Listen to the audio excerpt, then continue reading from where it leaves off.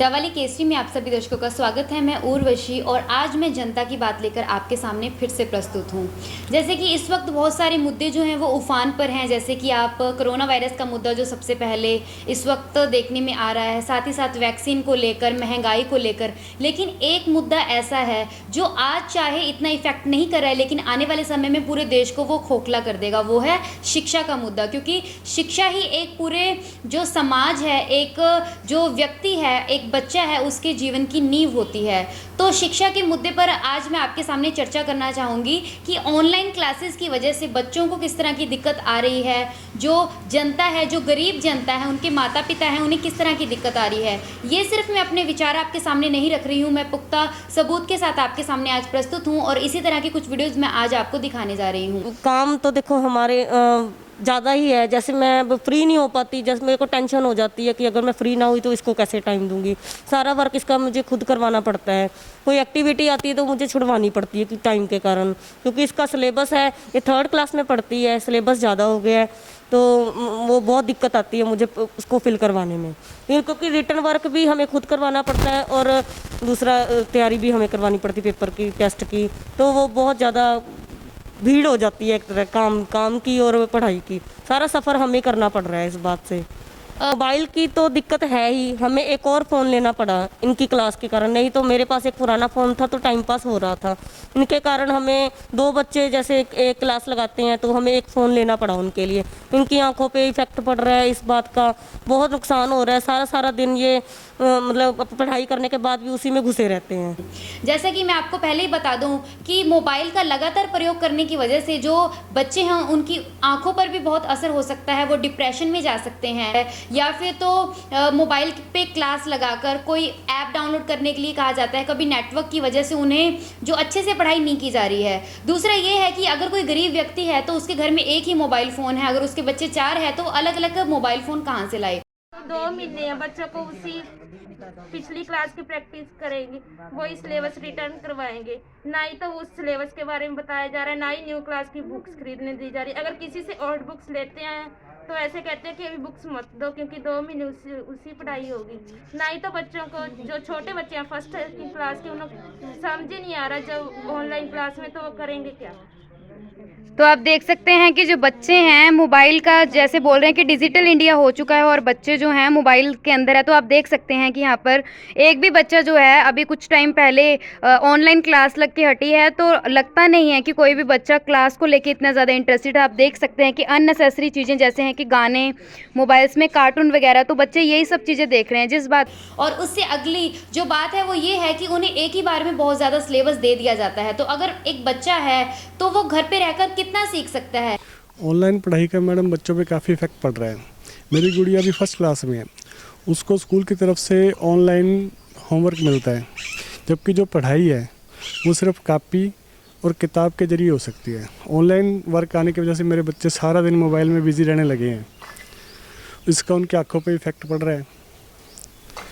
तो हम तो यही चाहेंगे भी जो क्लासेस लग रही हैं बच्चों की, वो सिर्फ 1 घंटा लगनी चाहिए ऑनलाइन की, ताकि बच्चे मोबाइल से भी दूर रह सकें और उनकी आंखों पर भी असर न पड़े। सर, जो इस वक्त जिस तरह से समय बीतता जा रहा है और जो पढ़ाई का स्तर और बढ़ाते जा रहे हैं, ऑनलाइन क्लास की वजह से बच्चों को उतना नहीं समझ आ रहा है जैसा कि आप कह रहे हैं, तो बच्चों पर कैसा बर्डन देखने को मिलता है?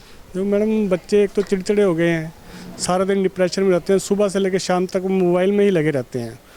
जब भी उनसे पूछो बेटा क्या कर रहे हो, तो वो यही बोलते हैं अभी मेरा काम बाकी है, मेरा होमवर्क रह रहा है। तो इसी वजह से बच्चों को भी काफ़ी परेशानी आ रही है और अभिभावक भी काफ़ी परेशानी में है उसकी वजह से। चिड़चिड़ा हो चुका है। एक्चुअली घर पे क्या है, बच्चे को वो एटमॉस्फेयर नहीं मिल पाता जो स्कूल में। देखो, एक 40 मिनट की जो क्लास लगती है उसमें बच्चे ने पूरा चैप्टर को पढ़ना। अब घर पे जैसे भी बच्चा बैठा है वैसे बैठा है, उसने आगे जैसे हमारी घर की भी डिस्टर्बेंस होती है बच्चे को कि भी अब क्लास लग रही है, हम भी, कोई बर्तन खड़का रहा है, कोई कुछ कर रहा है, कोई कुछ कर रहा है। अब बार बार बच्चा बीच में बोल रहा है मम्मा डिस्टर्ब मत करो, ऐसे मत करो, भी हम भी स्टिल होके नहीं रह सकते। वहाँ पर जो बच्चे को एटमॉस्फेयर मिलता है एक क्लास में 40 मिनट के लिए, आई थिंक घर पे जो उसने 4 घंटे स्टडी की, स्कूल में वही 40 मिनट उसके लिए बहुत अच्छी हैं। स्कूल में टीचर्स हैं बहुत स्ट्रगल कर रही हैं। टीचर्स अपनी तरफ से बच्चों को एक्टिविटीज़ देते हैं, बट लेकिन वो एक्टिविटीज़ क्या हैं उनकी सिर्फ रिटर्न में रह जाती हैं कि रिटर्न में की और सेंड कर दी, दैट्स इट। बच्चे का माइंड डेवलप नहीं हुआ उससे।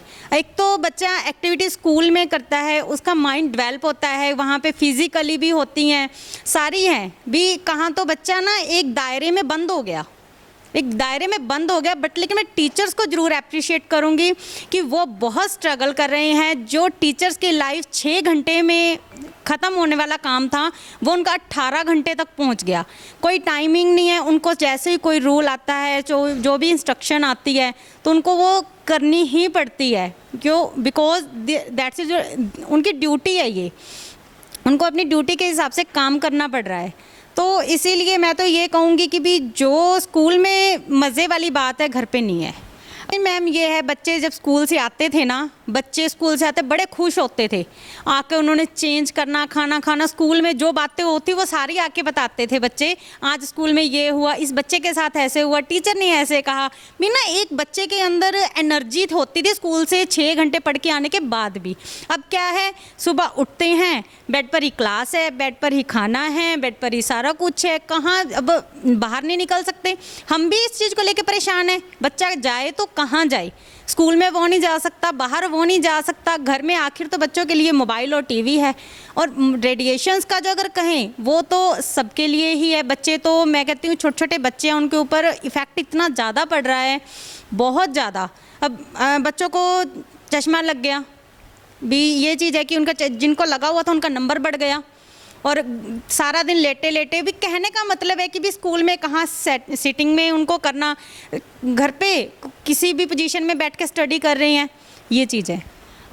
और पढ़ाई पर वो इतना ध्यान नहीं दे पाते। दूसरा, वो रात को ठीक से सो नहीं पाते हैं, और साथ ही साथ वो मोबाइल पे जो अननेसेसरी चीज़ें हैं, जो आवश्यक नहीं हैं, वो चीज़ें सारा दिन देखते रहते हैं। तो आने वाले समय में इसका जो भुगतान है वो हमारे देश को भी करना पड़ सकता है, क्योंकि जो शिक्षा का स्तर है इस तरह की ऑनलाइन क्लासेस से नीचे गिरता जा रहा है। बिकॉज ये ऐसे है कि भी पहले क्लास में पढ़ते थे तो साथ के साथ टीचर से पूछा जाता था कि भी टीचर इसमें प्रॉब्लम है। ऑनलाइन क्लास में जैसे टाइपिंग का भी है तो बच्चे कुछ मैसेज टाइप करते हैं, कई बार टीचर नहीं भी पढ़ पाते, तो फिर वो क्लास के बाद में इतना पूछा नहीं जाता क्लियर।